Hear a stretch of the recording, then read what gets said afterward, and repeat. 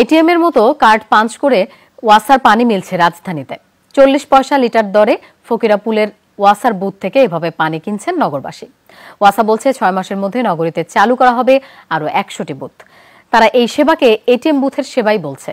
এর ফলে পানি চুরি সহ সিস্টেম লস কমবে মনে করছে ওয়াসা। রাজধানীর ফকিরাপুল ওয়াসার পাম্পে বসানো হয়েছে পরীক্ষামূলক এটিএম মেশিন। এই মেশিনে কার্ড পাঞ্চ করে সুপেয় পানি পাচ্ছে নগরবাসী। এটিএম ওয়াটার ভেন্ডর মেশিনে পানি কিনতে 200 টাকা জামানতে একটি কার্ড দেওয়া হয় গ্রাহকদের।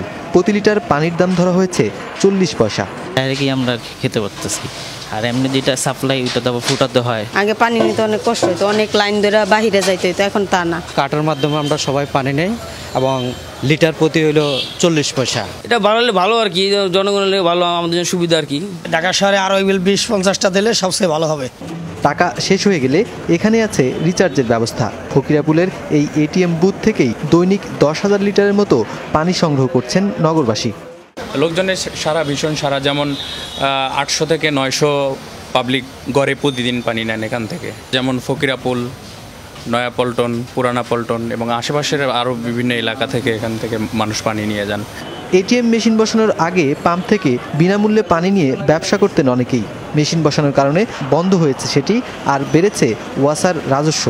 আমরা অনলাইনে এটাকে মনিটরিং করতে পারি, কন্ট্রোল করতে পারি এবং রেভিনিউকে আমরা 100% মনিটরিং করতে পারি। Siddheshwari girls school, Dhaka polytechnic, শেওড়াপাড়ায় অলরেডি 70% কাজ শুরু হয়ে গেছে এবং আগামী 6 মাসের মধ্যে আমাদের ইচ্ছা যে 100টি বসিয়ে ফেলা। রাজধানীর মুগদাপাড়াতেও বসেছে একই ধরনের পানি বিক্রির এটিএম বুথ। এই সেবা কখনো বন্ধ না করতে অনুরোধ জানিয়েছেন নগরবাসী। নুরনবী সরকার, যমুনা নিউজ, ঢাকা।